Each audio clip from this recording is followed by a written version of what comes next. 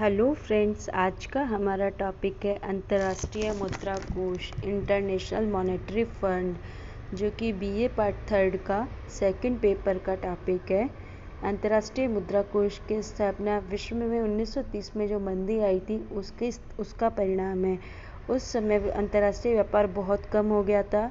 विदेशी विनिमय बाजारों में बहुत अस्थिरता आ गई थी। मुद्राओं की मांग व पूर्ति में गंभीर परिवर्तन हो गए थे। इन असंतुलन परिस्थितियों का मुकाबला करने के लिए एक संस्था की स्थापना की आवश्यकता थी। उस संस्था की स्थापना के रूप में अंतर्राष्ट्रीय मुद्रा कोष की स्थापना हुई। ये संस्था ऐसी संस्था होनी चाहिए थी जो देश में पर्याप्त सोने और विदेशी मुद्राओं का भंडार था और उसको ध्यान में रखते हुए बड़े बड़े भुगतान किए जाएं, जिससे स्थायी विनिमय दर प्राप्त हो सके। विनिमय दरों को मंदहीन लोचहीन बनाने पर जोर दिया जाए।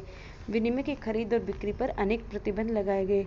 इन सभी प्रतिक्रियाओं को क्रमिक रूप से लिया गया। जब सुरक्षित भंडार समाप्त होने लगा था तो विनिमय दरों को लोचदारी होने दिया गया अथवा विनिमय प्रतिबंध लगाए गए थे वो हटा दिए गए। अर्थात स्थिर विनिमय दर प्रणाली से लचीली विनिमय दर प्रणाली अपनाई गई। अंतर्राष्ट्रीय मुद्रा कोष एवं विश्व बैंक एक दूसरे की पूरक संस्थाएं, किंतु दोनों संस्थाओं द्वारा दी जाने वाली आर्थिक सहायता में मौलिक एवं सैद्धांतिक अंतर है। IMF जो देता है ना, वो भुगतान संतुलन में जो असंतुलन आ जाता है उसकी प्रतिकूलता को दूर करने के लिए ऋण देता है, जो कि अल्पकालिक ऋण देता है। और विश्व बैंक देता है वो सदस्य देशों को आर्थिक विकास के लिए दीर्घकालीन ऋण देता है। अब विश्व बैंक की दो प्रमुख सहायक संस्थाएं, एक तो IDA है, अंतर्राष्ट्रीय विकास संघ, जिसका गठन 24 सितंबर 1960 को, और एक है IFC, अंतर्राष्ट्रीय वित्त निगम, जिसकी स्थापना जुलाई 1956 में हुई। अब अंतर्राष्ट्रीय मुद्रा कोष के उद्देश्य कहते हैं। इसके स्थापना का प्रमुख उद्देश्य तथा अंतर्राष्ट्रीय मौद्रिक सहयोग की अभिवृद्धि, अंतर्राष्ट्रीय व्यापार के प्रोत्साहन और विनिमय दरों में स्थायित्व तथा सदस्य राष्ट्रों के संतुलित आर्थिक विकास करना है। सबसे प्रमुख इसका उद्देश्य था अंतर्राष्ट्रीय मौद्रिक सहयोग को बढ़ावा देना। कोष का महत्वपूर्ण उद्देश्य अंतर्राष्ट्रीय मौद्रिक सहयोग स्थापित करना था देशों के मध्य, ताकि मौद्रिक सहयोग से विश्व में जो ये विनिमय दरों में अस्थिरता आ रही थी उस पर रोक लग सके। फिर दूसरा इसका उद्देश्य था आर्थिक विकास को बढ़ावा देना। एक हो रहा था कि किसी देश बहुत ज़्यादा विकास करते और कुछ देश बहुत पिछड़े हुए थे, तो इसका उद्देश्य था संतुलित आर्थिक विकास हो, मतलब दोनों देशों, सब देशों में इक्वल आर्थिक विकास हो। फिर इसका थर्ड उद्देश्य था अंतर्राष्ट्रीय व्यापार का विस्तार करना। जो व्यापार मंदी की वजह से डूब रहा था उस व्यापार को बढ़ावा देना। फिर विनिमय दरों में जो उतार चढ़ाव आ रहे थे बहुत ज़्यादा, उनमें स्थिरता लाना। और भुगतान प्रणाली का मतलब जो अभी एक ही तरह से भुगतान हो रहा था देशों के मध्य, उस भुगतान एक देशों के दूसरे देश को भुगतान करने के तरीकों में विस्तार लाना। और असंतुलन की स्थिति में जो किसी देश का भुगतान संतुलन असंतुलन में जाए तो उसको आर्थिक सहयोग करना, और जो बहुत ज़्यादा असंतुलन फैला हुआ था उसको संकुचित करना। और अंतर्राष्ट्रीय मुद्रा कोष के मूल सिद्धांत क्या है? सबसे पहला इसका मूल सिद्धांत था विनिमय दरों में स्थायित्व लाना। जो विनिमय दरें थी ऊंची नीची हो रही थी उनमें स्थायित्व लाना, और विनिमय दरों में समायोजन विचार विमर्श पश्चात किया जाना चाहिए। मतलब विनिमय दर में आप समायोजन करें तो देशों में आपस में विचार विमर्श करके फिर समायोजन किया जाना चाहिए। और मुद्राओं का मूल्य जो सोने में व्यक्त किए जाते थे उसको उस मैटर को सुलझाना।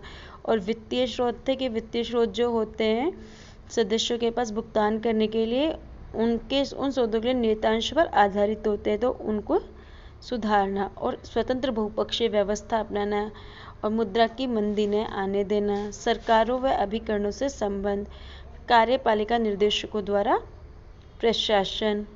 अब आता है अंतर्राष्ट्रीय मुद्रा कोष के कार्य कहते हैं। समता दरों का इसने निर्धारण किया देशों के मध्य। फिर दूसरा इसने किया समतुल विनिमय दरों को व्यवस्थित रखना, कि जो विनिमय दर लागू हो गई इसको बनाए रखना, यानी कि डेली विनिमय दर कम होती है। और उसके लिए SDR एक मुद्रा थी IMF की, उसको इससे चालू की। तकनीक, सदस्य देशों को आपस में तकनीकी सहायता भी देना। भुगतान असंतुलन को दूर करने हेतु और घाटे के लिए अल्पकालीन सहायता देना। और विदेशी सहायता कोषों के किसी देश को मानो डॉलर की या और ये इनकी ज़रूरत है उसकी उस तरह से हेल्प करना। और डेटा का कलेक्शन करना और उनका पब्लिश कराना।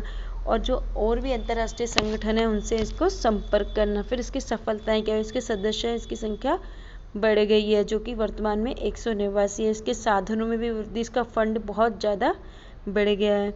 और जो इसकी सदस्य सहायता जो इसे प्राप्त करते हैं उन देशों की संख्या में भी वृद्धि हुई है और अंतर्राष्ट्रीय तरलता में भी वृद्धि है। पहले सोने में भुगतान किया था, लेकिन अब भुगतान के अनेक साधन हो गए हैं और तकनीकी सहायता और प्रशिक्षण इसके द्वारा प्रदान किया जाता है। फिर सूचनाओं का प्रकाशन किया जाता है और इसके माध्यम से देशों में आर्थिक सहयोग की भावना का विकास हुआ। अब इसकी कुछ विफलताएं भी। कोष का कार्यक्षेत्र सीमित है, मतलब इसने सिर्फ 189 देशों पर ही ध्यान दिया, बाकी और देशों को इससे कोई सहायता नहीं मिलती है। और जो निर्धारित प्रारंभिक दरें हैं इसके द्वारा वो अनुपयुक्त हो गई है, क्योंकि वो जो शुरू की थी वही चली आ रही है, उनमें चेंज नहीं हुआ है।